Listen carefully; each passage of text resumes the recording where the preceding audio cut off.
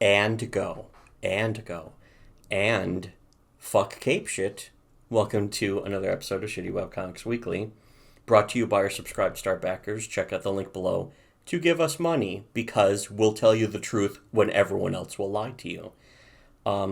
Plus, there's a bunch of videos that, go into... If you want to be lied to, don't stick around. Yes, don't back us if you like being lied to, but do back us if you like having the truth told to you. But if you don't back us, you clearly don't like having the truth told to you. I mean, it's science. Anyways, continuing off again on this easy free content of us just scrolling through old V comics from way back in the day. The next one was another RPG one, Current Party, Warrior level 52, Mage 53, Healer 52, Archer 52. Let's kick ass. And then You Face Me Now, Stupid Asshole Boss, level 45, that they outlevel by at least, 7 levels. And then Stand Back Guys, He's Mine, Loser You Never Use, level 5, Game Over. Which is something that Final Fantasy II did, I remember. And I think all the Final Fantasy games would do that to some extent. I remember actually it was Coder 2 for me. Atten, it forces you to go against two people while Atten is in a bar. And it's like, wait, I haven't been leveling him up because I don't use him. I just didn't happen to be playing him. Oh no! It does level up the character so that they're always the same level as your other people. But he's got no skills in anything. He's completely ambushed. And it's like, okay, he'll be good at using mines or something. And it's like, oh, fuck, now I have to set down a bunch of mines. This is the worst position I could have fucking taken for this. Yeah, no wonder I don't play this shitty-ass character. Most it just convinces you not to play them. I had a hard time with that. And apparently they patched it so it wasn't as fucking arduous. Mm-hmm. But I haven't played it since. And I remember beating the games, all the games. I beat the game, but I have not played the game since I beat it. Yeah, there's some, the worst part of Coder was really that the math rings puzzle. That was the worst part of Coder, where I just knew up front, it's like, okay, you know what? I don't even want to figure this out. Where's a walkthrough that just tells me which ones to pick? Fuck this. Mm-hmm.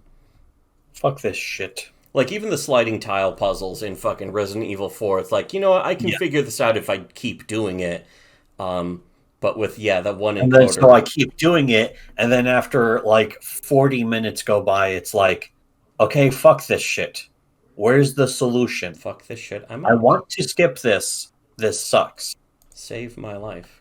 Bring me to life. Anyways. Yeah, here's another one. Shit grenade. I better mantle over this wall and then jump, and it's invisible wall that you can't jump over. And the explosion has the fucking sort of D-smiley face, emoji face that we mentioned in the previous episode too. It just blows them up. But it's another example of that face was just such a fucking meme all over 4chan and especially V. But this comic in particular is fucking anyone who's played a video game and experienced this, you know exactly what this is like. Mm-hmm. You should be able to jump over the thing, but for some reason you can't because of collision issues. That's one thing Valve always knew better than to do every time. They would never fuck around with you like that. Here's the next one is Escort Missions, which there's always... Escort Missions were so prevalent in games for such a long time, and they were never done right. World of Warcraft is actually one of the best examples of the worst escort missions in video game history. Yes. Partly because of shit like this. But yeah, in this, it's he fucking is shooting guys, throws a grenade. There's a tiny guy here where the escort guy, I guess, runs off to the fucking tiny guy. So runs off to get blown up by a grenade. Last save 5 hours ago. And just... face of pure anger and frustration. Speaking of which, going through the middle of his face and his nose is bleeding. This one I still remember vividly after years. It's the Kirby one with the bomb blocks. This was specifically from Kirby's Adventure on the Nintendo, and of course I think it was done again on Kirby Superstar. I know they did this. I think they did this more than once too. Yeah. Kirby. I love how Kirby's drawn in this. It's actually one of the most perfect Kirby drawings in the ever. But it's treasure chest ahead, so you fucking slide through the bomb block, and it blows up some of the fucking blocks above, And oh yeah, the treasure chest then pops up onto a higher platform, so it slides through the fucking bomb block above, and it fucking just clears the thing below it, and then just Clearly, you were Kirby's supposed to face. blow up the ones on the other side. Possibly, but also it's like, yeah, That's what now I it's like, well, remember. too late now. I remember that specifically is like you'd attack the nearest bomb block, and it would blow up like a sequence of blocks, but the wrong sequence, and you need to blow up the other ones. This is fucking. When I think of like Kirby's face, like as his body's stretched over a car, I'm like, this is what Kirby looks like sometimes when I'm playing. Let's see. Here's the next one, which is sniping, This one's definitely Call of Duty. or Battlefield 2. This happened a lot in This is Battlefield any 2. online shooter. This is an online shooter in particular. This was before Call of Duty, actually, but yeah, this was Actually, it even specifically says Battlefield Call of Duty 2. 4. It says right here, Call of Duty 4. Oh, it does? Oh, yeah, it says on the fucking box. Well, here, he's sniping somebody, sniping, missing, and then they shoot dead. Well, he's hitting. He's clearly hitting. He hits dead on center through the head. Yes. And then he's just shooting more and more. And then he gets shot and insta-killed. And yeah, the Call of Duty 4 had the death cam, so it shows you, and then for getting shot with a fucking P90, which is a fucking SMG, and then just silence, and then throwing the card out the window, and it says Call of Duty 4, which was a great game and had great multiplayer, but fucking, yeah, it would be a little goofy. You were supposed to run and gun, clearly. Any game that you played online, you would experience that eventually. Here's, this is kind of like a GTA-ish, or maybe even Chinatown, or Mission 1, no enemies, drive the bitch to the strip club in this badass car. And it's like top-down, follow me, and so the fucking player is at the car. Are you retarded? What are you doing? Let's go. And it's like on the pier. And because they're off to the side here, the escort person just walks into the water and makes drowns. A straight line.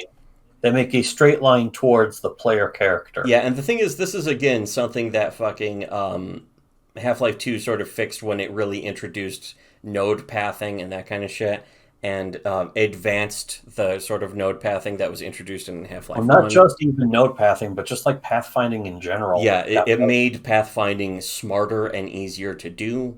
I'm sure other games did that to some extent, but it was Half-Life that really helped innovate that shit. But yeah, you lose load latest save, and it's like, oh gee, thanks. Fuckers. But anyways, here's another one, Escort Mission, of course. If you're gonna follow me, stay close. Crap, there's a ton of monsters. Maybe if I move fast enough, I can get around them. And it's like, yeah, there, I made it. And then the fucking escort guy just gets ripped to shred by the monsters. And one of them has the face again in the lower corner there, of course. But yeah, that was another thing about escort missions. Is like, okay, maybe if I go fast, they'll just fucking sort of teleport through the bad guys. Because some games would do that. Some games wanted you to just move fast and ignore the enemies. Some games wanted you to beat the enemies, and a lot of them just didn't make sense anyways. If you had the option, you would try and skip the enemies if you could. If you could use stealth or something. Or AI was never capable of it. In a way of getting the friendly AI to at least be ignored by the enemies and not a problem. But anyways. I'll also point out that fucking D smiley face. Apparently the source of that is like something awful. Which means that yeah, probably. Which means that it's officially shitty. Well, again, 4chan was sort of the source. Yeah, there were a lot of cast-offs from people who got banned from something awful ended up on 4chan. And then eventually just sort of attracted people who were interested in anything that was different without having to pay your $10, of course.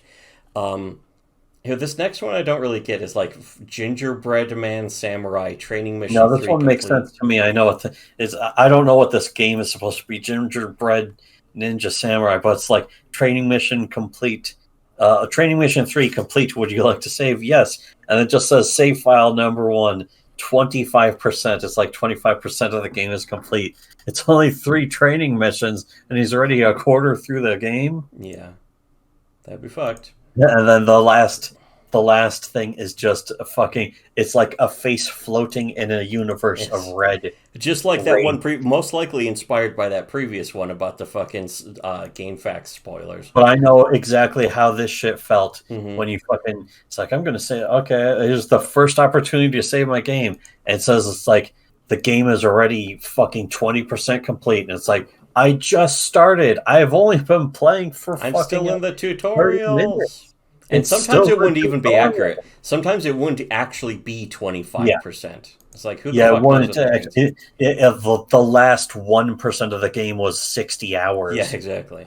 Here's the next one. Is this Useless Oil Man? Holy fuck. I don't know what this is, except for the fact that I'm sure that it's either Mega Man 9 or 10. It's definitely got to be one of the Mega Man games.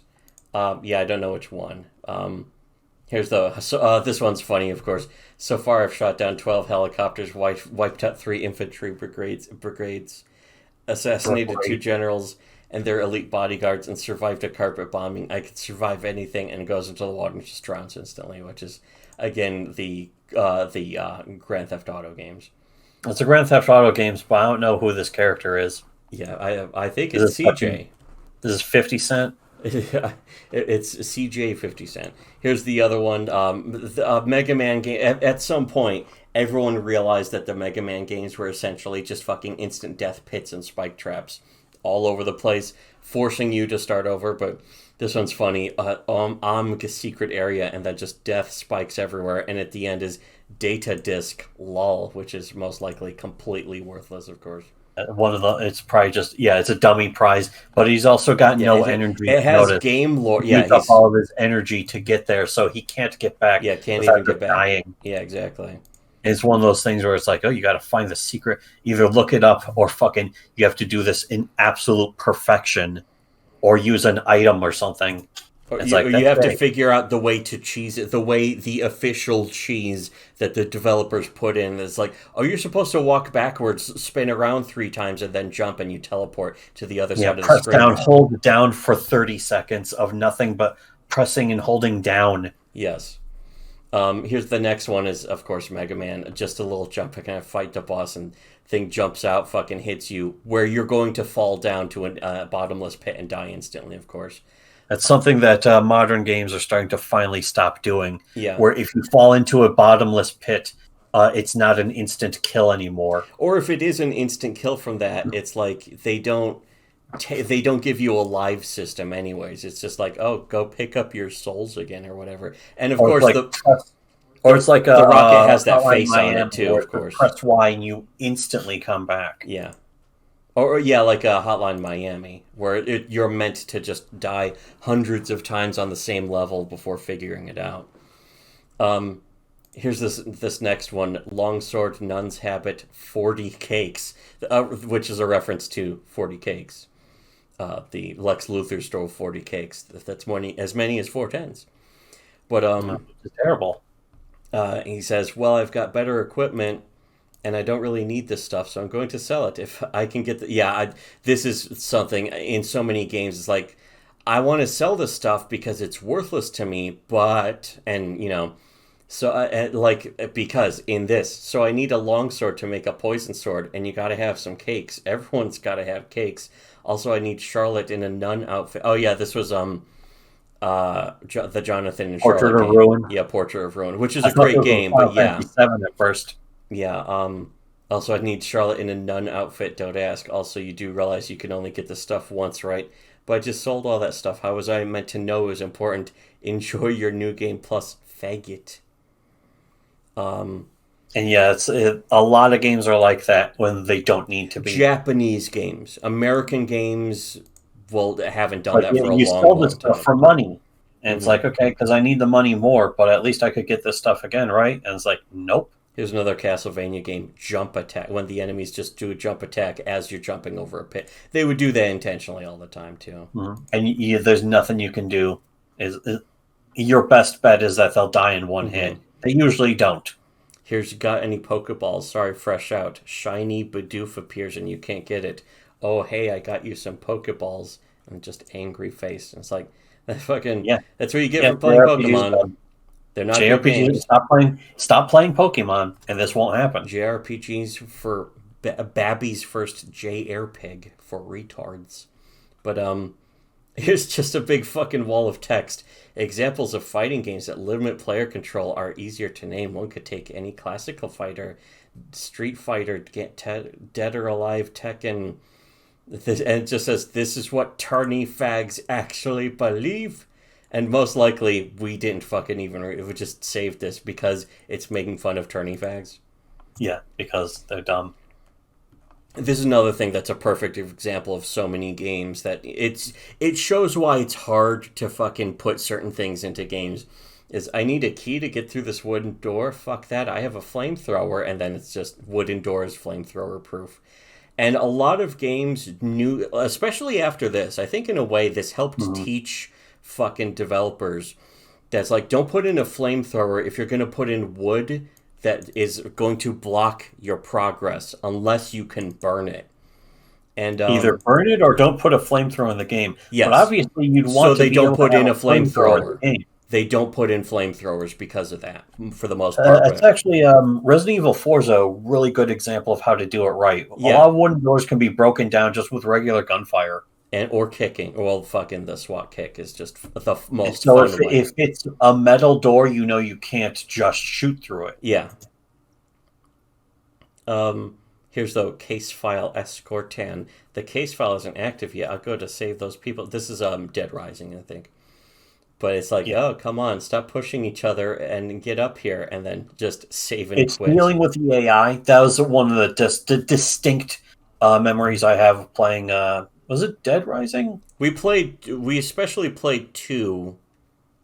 We played that I together. remember we rented and played 1. Yeah, and I remember getting really bored after the first couple of hours. You can restart your game whenever you want, and you can keep all your level experience, progress, and shit. Mm-hmm. And it's like, okay, I'll do that, but let me get as far as I can, and I fail a first mission because it's on a very strict timer.